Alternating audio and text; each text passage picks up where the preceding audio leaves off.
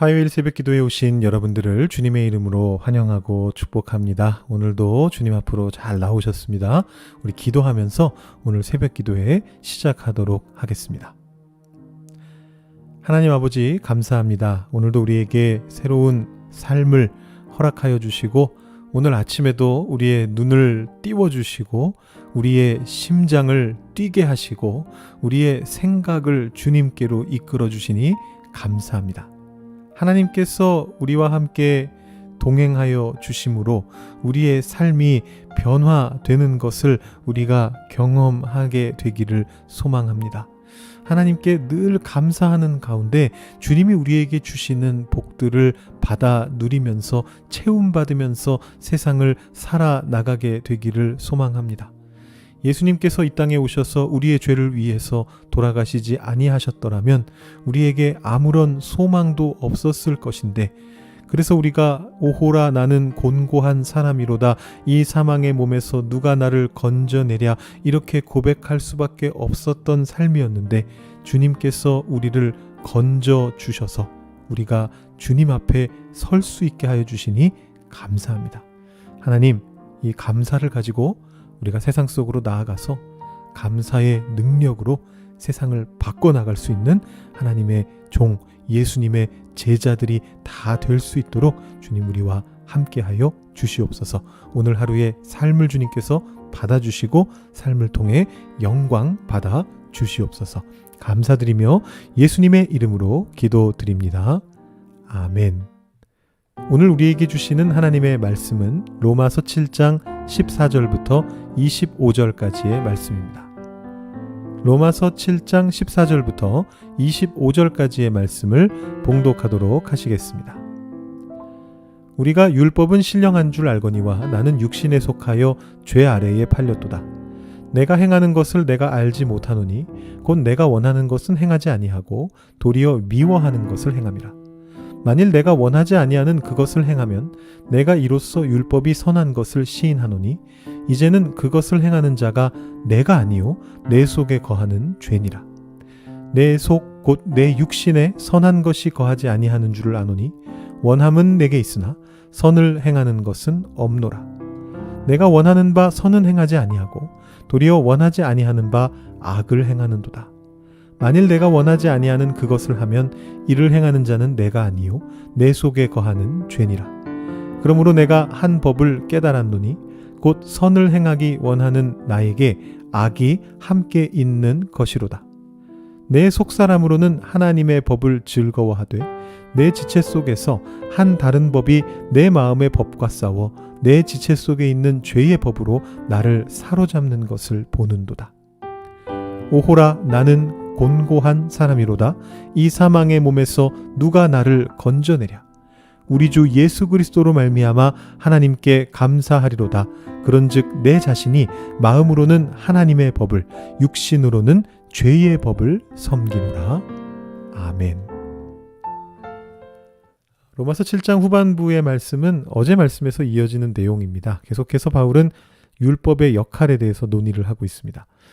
어제 말씀 잠깐 복습해 볼까요? 어떤 내용이었습니까? 바로 율법이 그 자체로 악한 것은 아니고 오히려 율법은 선한 것인데 다만 하나님의 비밀 지령을 받아서 죄가 지배하는 인간 세상에 들어와서 그 죄가 되도록 만드는 역할을 한다. 그런 내용이었습니다. 죄가 사망이라는 결과에 붙어 있게끔 만드는 어떤 그런 역할을 한다. 그래서 우리 인간이 자신의 죄성을 자각하게 만들어준다. 빠져나올 수 없다. 우리의 능력으로는 빠져나올 수 없다는 것을 인식하게 해준다. 이런 말씀을 드렸습니다. 자, 오늘 말씀에서도 사실 그 기조가 이어지고 있는데요. 오늘은 특별히 이 죄성을 벗어나는 것이, 이 죄의 법에서 벗어나는 것이 참 쉽지 않다라는 그런 부분을 강조해주고 있습니다. 이게 이제 8장으로 넘어가기 위한 다리입니다. 브릿지인데요. 자, 7장 14절 15절 말씀 보시면 우리가 율법은 신령한 줄 알거니와 나는 육신에 속하여 죄 아래에 팔렸도다. 내가 행하는 것을 내가 알지 못하노니 곧 내가 원하는 것은 행하지 아니하고 도리어 미워하는 것을 행함이라. 이렇게 이야기를 시작합니다. 자, 여기서 바울이 나라고 하는 1인칭을 사용하고 있습니다만 사실 1차적으로 이 존재가 바울일 수 있는데 실질적으로는 바울은 이 표현을 통해서 우리 모두에 대해서 이야기를 하고 있습니다. 율법 아래에 있는 인간은 어떤 존재인가를 아주 선명하게 보여주기 위해서 여기서 나라고 하는 1인칭 대명사를 이용하고 있는 것입니다. 그래서 우리는 이 말씀을 바울의 고백이라고 읽을 수도 있고 동시에 나, 바로 우리죠. 바로 여러분의 고백이다라고 생각하면서 이 말씀을 읽으실 수도 있습니다. 그렇게 읽혀지기를 바라면서 바울이 지금 여기서 1인칭 나를 좀 특별하게 사용하고 있는 것이죠. 그래서 오늘 말씀을 쭉 읽어보면 바울이 자기 자신의 어떤 구체적인 어떤 죄를 고백하고 있는 건 아니고요. 사실은 굉장히 보편적인 차원에서 5장에서 아담을 인용했던 것의 어떤 연장선에서 아담의 행위를 좀 암시하고 연상시키면서 이 글을 쓰고 있습니다. 그래서 사실은 또 오늘 말씀에 이 나를 아담이라고 생각하고 읽어도 굉장히 잘 읽힙니다. 이제 여기에서 죄인의 어떤 원형으로서의 아담, 그리고 그 아담을 상고하고 있는 발언자로서의 바울, 그리고 그것을 들으면서 나의 이야기로 듣고 있는 우리들, 그 모두를 포괄할 수 있는 나라는 표현이 여기 지금 나오고 있습니다. 이게 뭐 별거 아닌 것 같이 느껴지지만 굉장히 또 중요해 보이는 어떤 그런 표현이죠. 육신에 속하여서 죄 아래 팔린 나는 속으로는 하나님의 법을 따르고자 하는데 그러지를 못하고 있습니다. 21절 말씀 보시면 이렇게 되어 있습니다. 선을 행하기 원하는 나에게 악이 함께 있도다. 속사람은 하나님의 법을 즐거워하되. 23절입니다. 내 지체 속에서 한 다른 법이 내 마음의 법과 싸워 내 지체 속에 있는 죄의 법으로 나를 사로잡는 것을 보는도다. 자, 내 안에 선을 행하려고 하는 마음이 있습니다. 없지 않아요. 하나님의 뜻대로 살고자 하는 마음이 있습니다. 갖고 있습니다. 하나님의 법을 심지어는 즐겁게 지키고자 하는 마음이 있습니다. 22절 말씀처럼요. 그런데 죄의 법이 나를 사로잡는다라는 것입니다. 나의 그 속이라고 하는 것이, 나의 속사람이라고 하는 게 너무 약해요. 죄가 이긴다라는 것입니다. 여러분, 이런 경우가 참 많습니다. 우리가 살면서 사실은 매일 매순간 경험하는 것입니다. 자, 머리로는 어떻게 하는 것이 옳다라는 걸 잘 알고 있습니다. 그런데 실제로 행하기는 참 힘든 경우들이 너무나 많습니다. 예를 하나 들어보자면요. 어린아이를 훈육할 때 화를 내서는 안 된다. 무슨 말이냐 하면 감정적으로 아이를 혼내서는 안 된다라는 이 사실. 이거 뭐 오은영 박사님이 아니더라도 누구나 다 알고 있는 진리입니다. 그러면 안 되죠.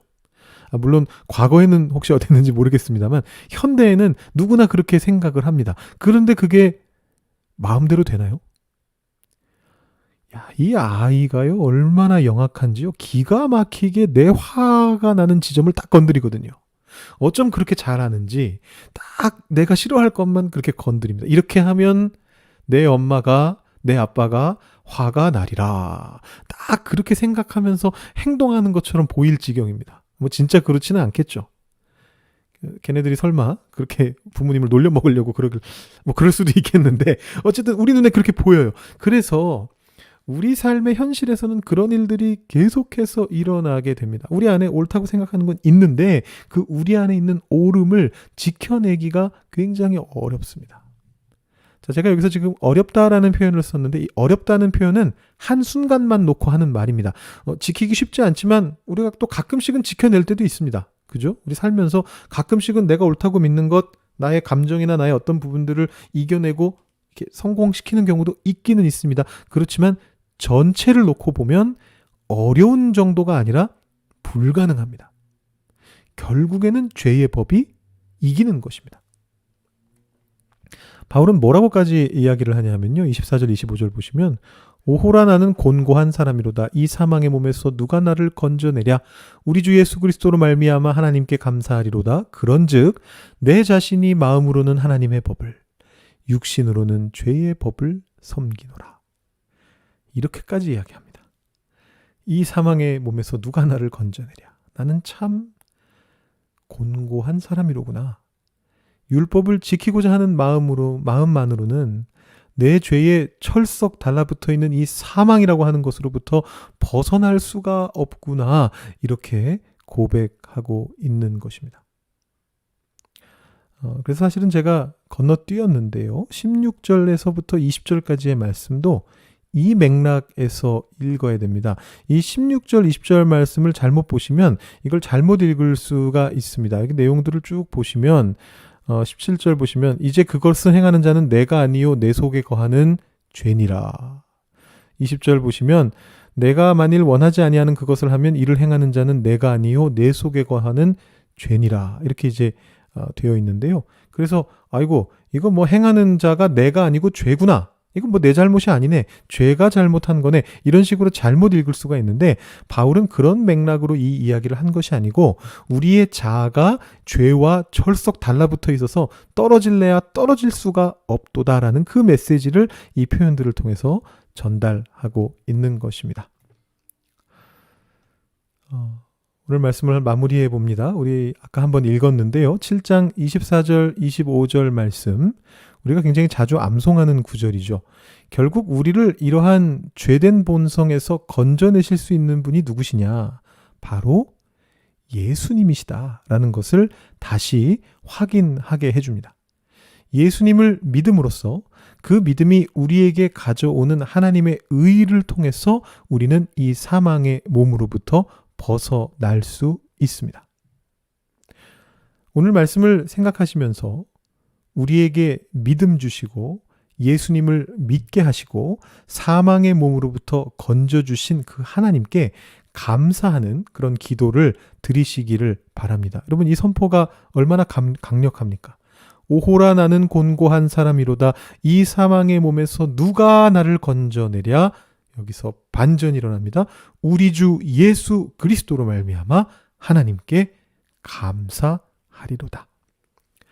예수님의 사역을 통하여 우리가 구원을 얻게 되고 그렇기 때문에 우리가 그 예수님의 능력 때문에 하나님께 감사할 수가 있습니다. 사망의 몸에서 우리를 건져내실 것이기 때문이죠. 여러분 오늘 새벽기도 마치시면서 바울을 따라서 감사 기도를 드리시고 사망의 몸에서 건져질 오늘 하루를 기대하시면서 하나님 앞에 오늘 하루를 올려드리시고 오늘 새벽기도회를 마치시기 바랍니다. 기도하시겠습니다.